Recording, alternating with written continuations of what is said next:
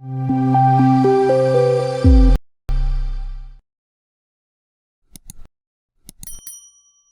we learn a lot of things, do things for the sake of assignment, but in the real world, when you have to deliver, when you have a boss.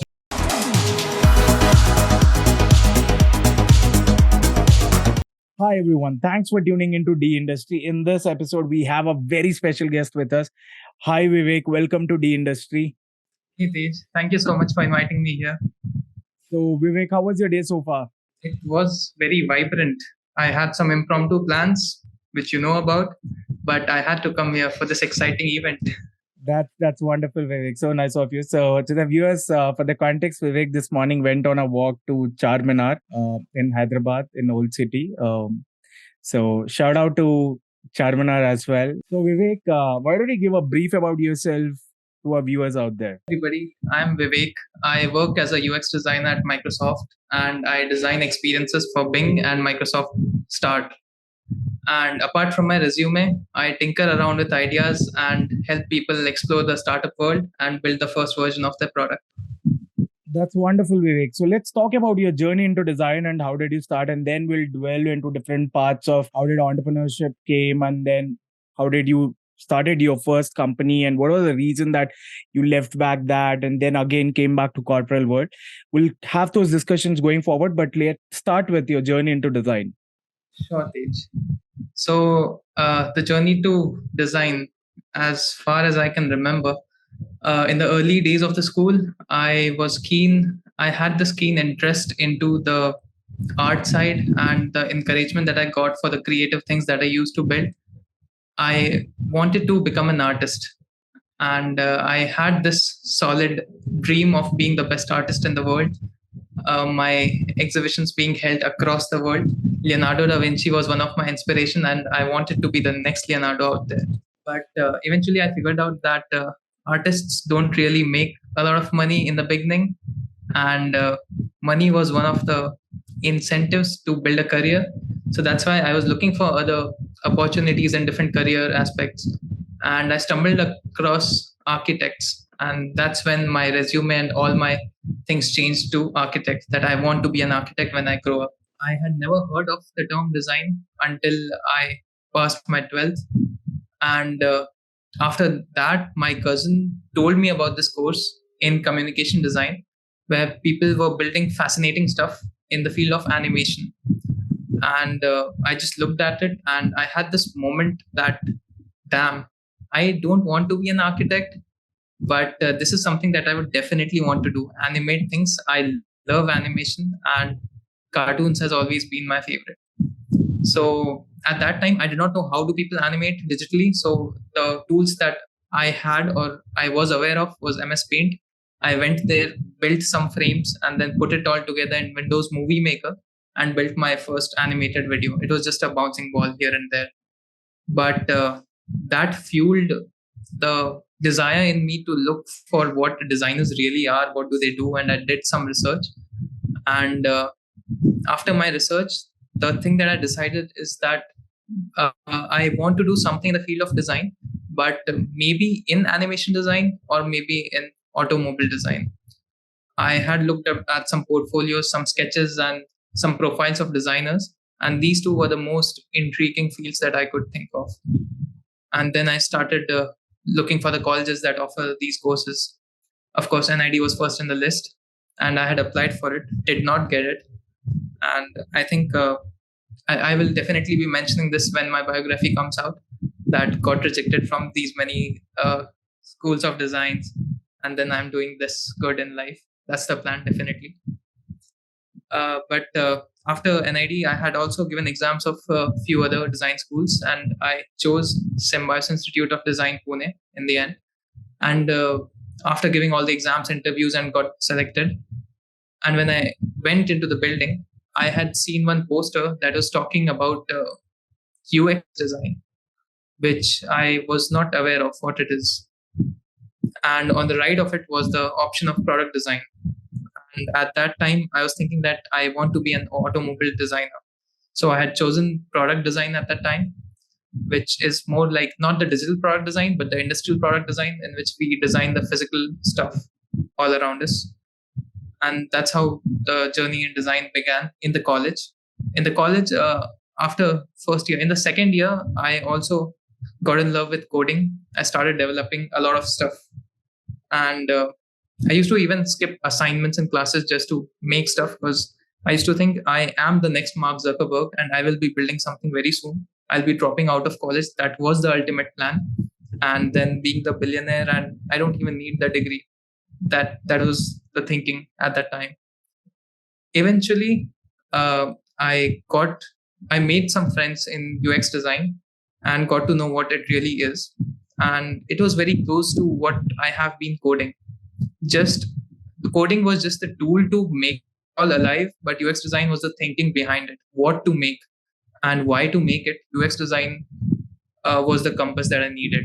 So at that time, I thought that if not product design, I think I should go for UX design. And when the 4 years completed, at the time of placement, we had some very good companies and good placement offers coming for UX design. That was definitely an incentive. Money is always there. So I took the first job at Infosys as a lead UX designer and have never looked back in product design since then. Sorry, all the product designers out there. But yeah, once again, this has to be mentioned. All the amazing UX designers come from the field of product design, the industrial design. Even Don Norman. That's a beautiful journey, Vivek. Thank you so much for sharing with us. So, wanted to know, like, how did then creative entrepreneurship came in between your transition from college to a landing a corporate job? Then, where in that creative entrepreneurship strike in? Yeah. So after getting my first job in Infosys as a lead UX designer, I was not aware of a lot of UX concept and did not have enough skill to do a real UX job.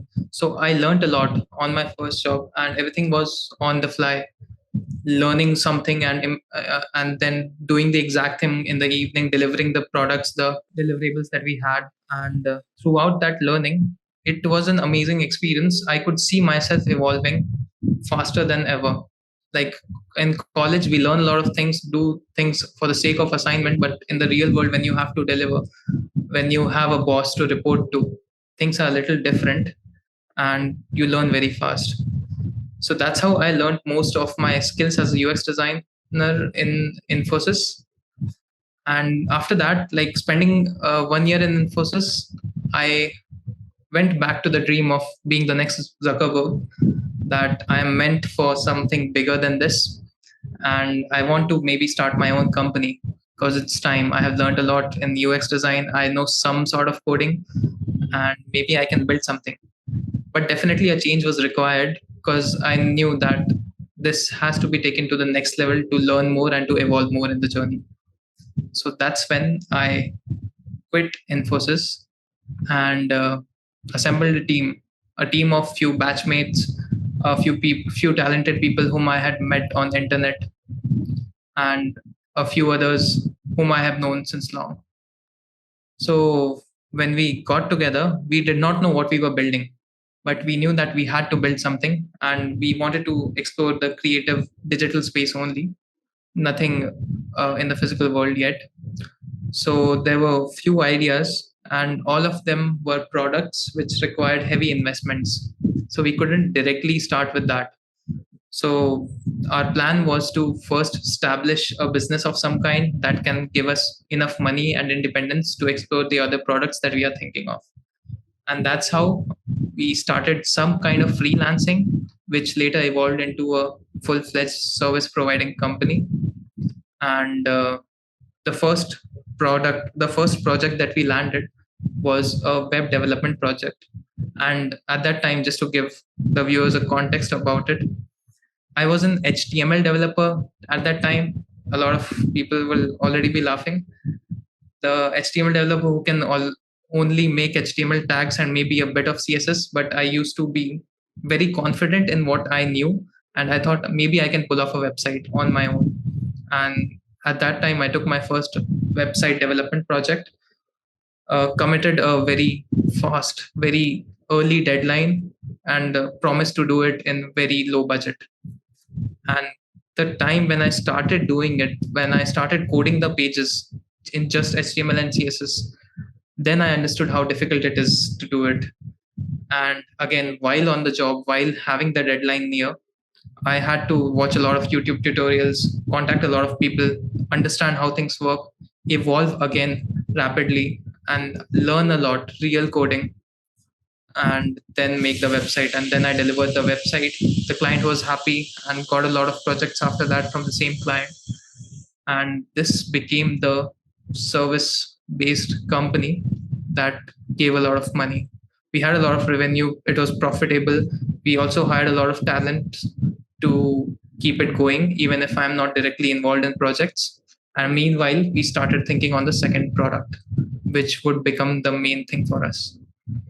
After exploring a bunch of ideas, we settled down into the e-commerce area.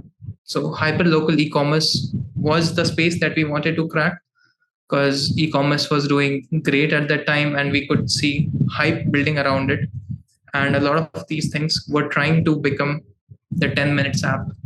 Zepto had arrived a little after we had started. Denso was already there in the market. And every day we could hear news of some big idea in the grocery space or the 10-minute delivery space getting funded. So that became an incentive that if everybody's getting funded in this idea, why can't we enter it? Again, the dreams were very big and we did not have enough resources, talents, or even know-how of how to pull things off. But I think being an entrepreneur requires some kind of craziness or stupidity, that you have to just believe that you can do it even if you don't have enough means to do it. And that's how we just jumped into it. We hired few folks and we started building it. And even the folks that we hired were very new to the area of building apps or products. They did not have a lot of experiences, but we were ready to work with them as long as they were eager to help us out and learn on the job. And few months passed, we worked on the product, made the first version of the product, which wasn't working well, had a lot of bugs, nothing really could be done on that. So that was a setback and like bringing us back to the reality on the ground.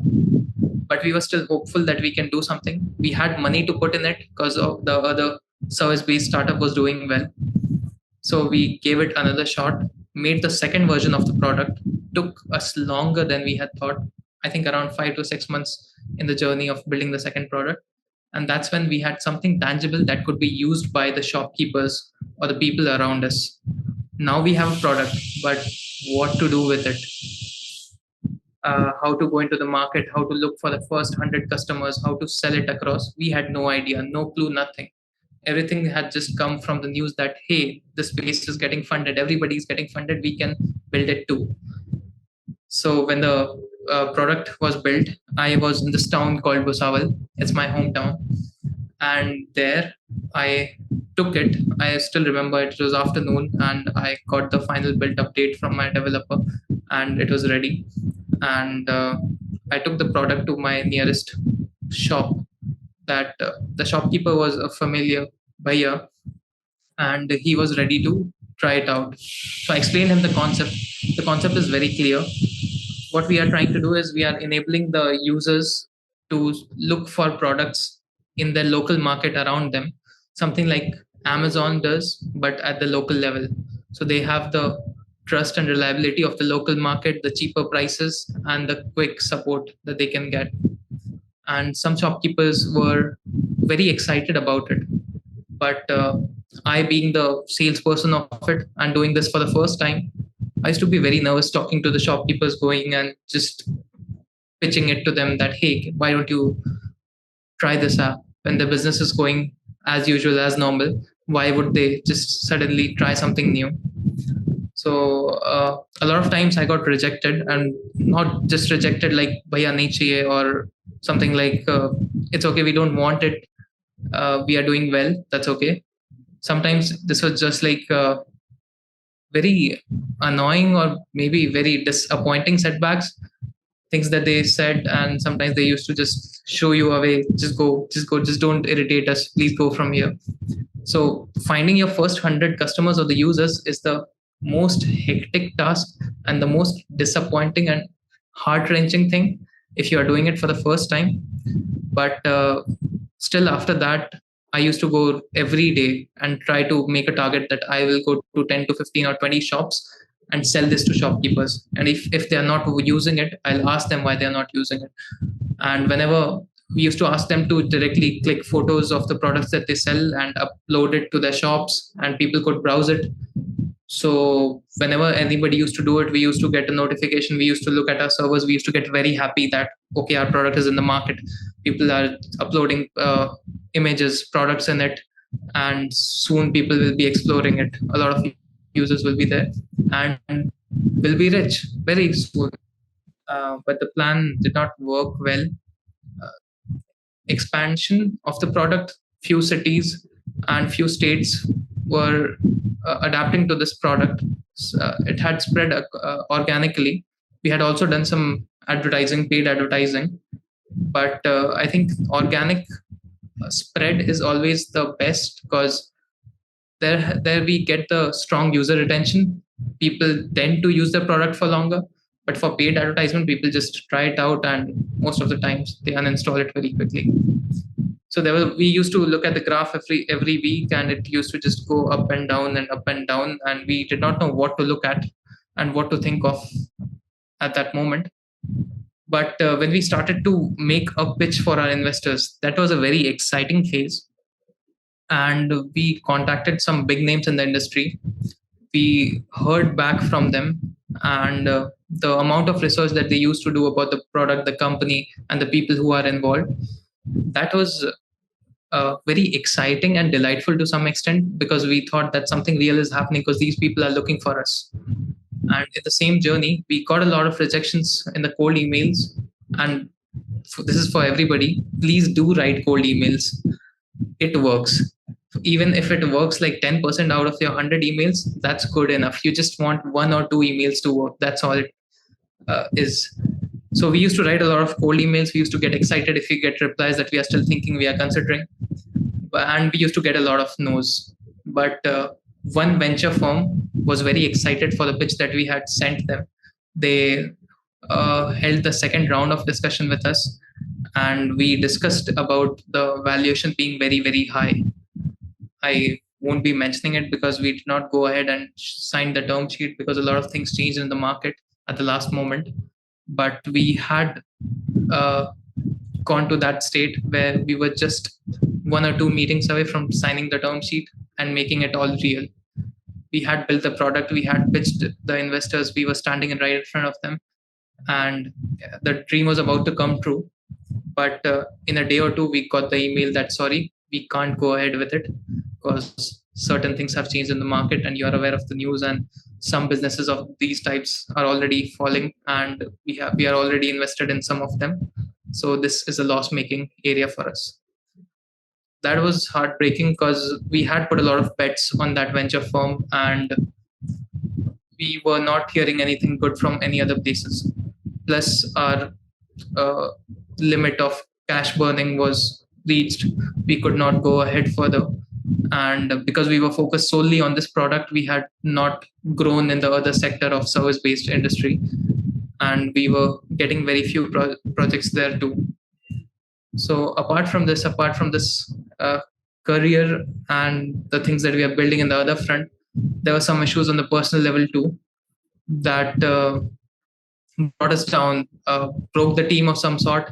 People started to pursue different things, and we knew that this was the time to shut it for now. Maybe we'll come back to it later, but we have to look for other things in this moment of time. And that's what we did. Everybody who was involved in the team started to look for something or the other.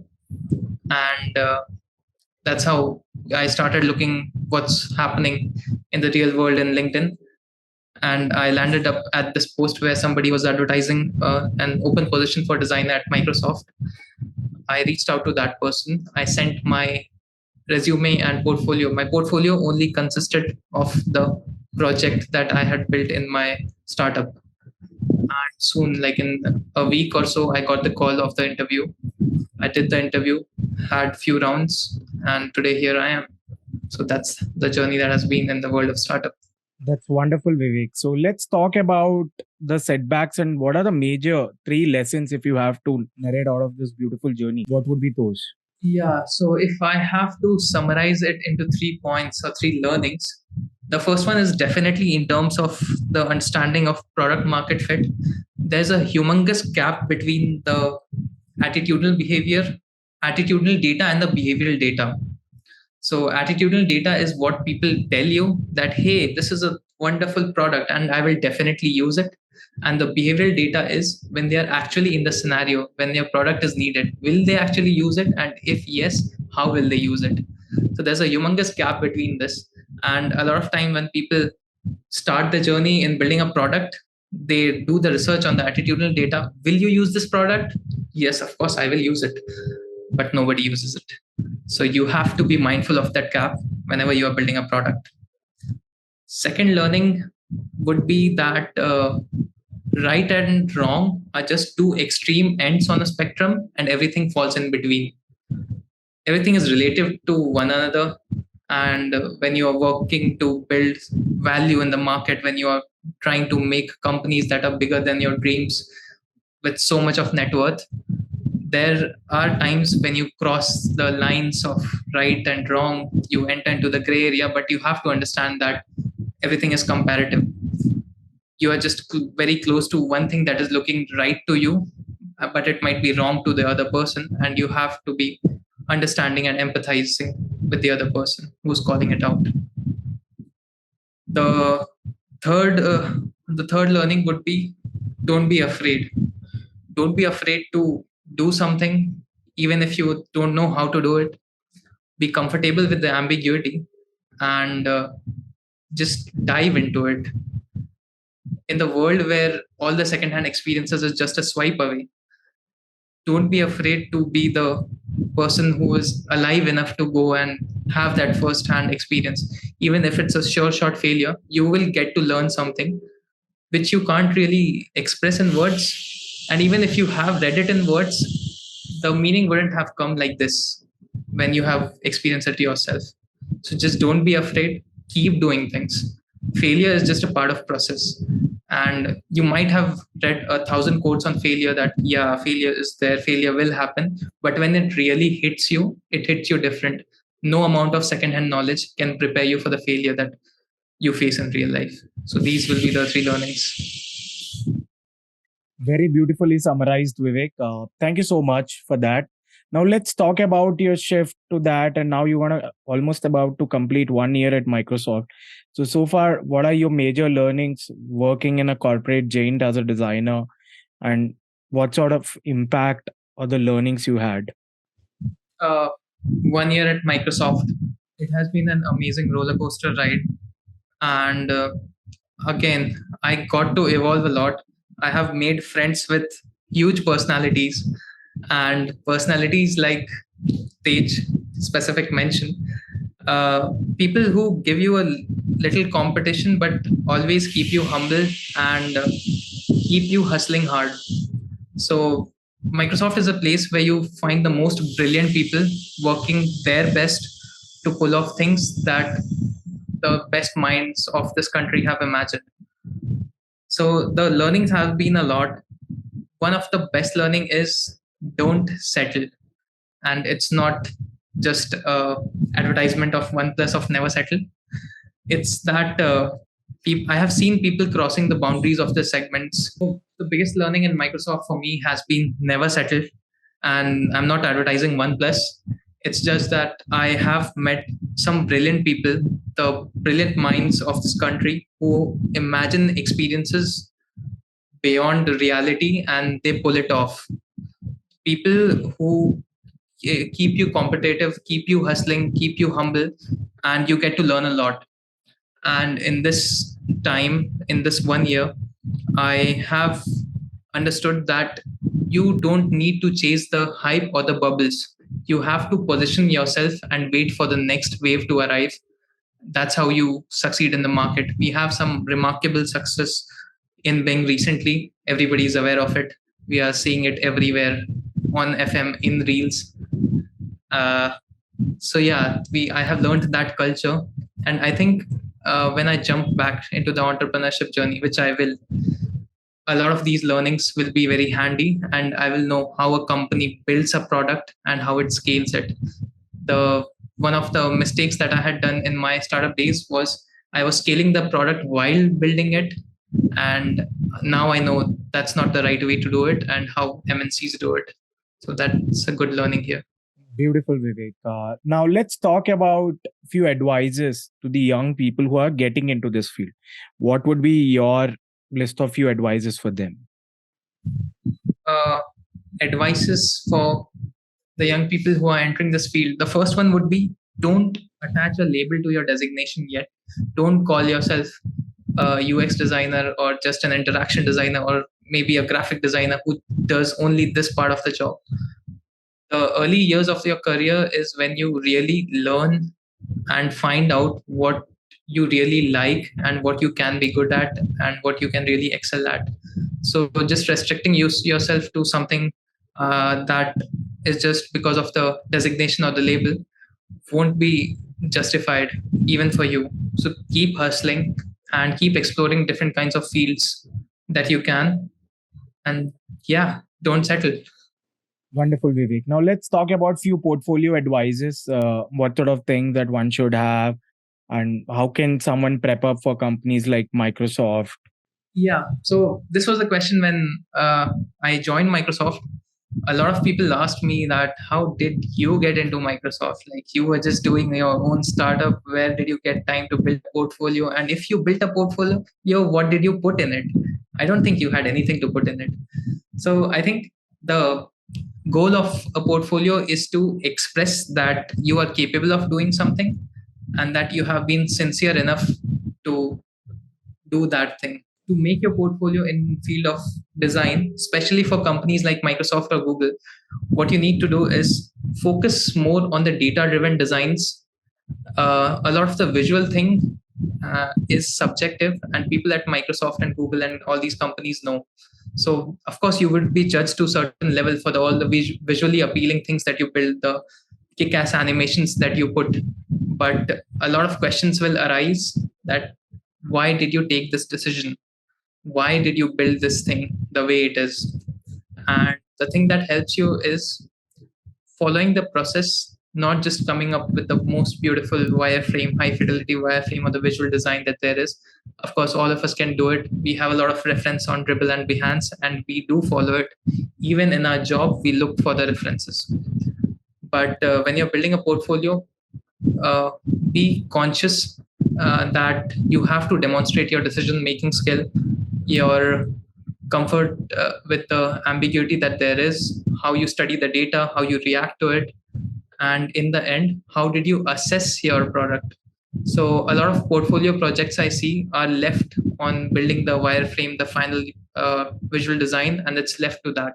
But what people at these big companies are also looking as, how did you monitor it? Did you know if it was a success or a failure?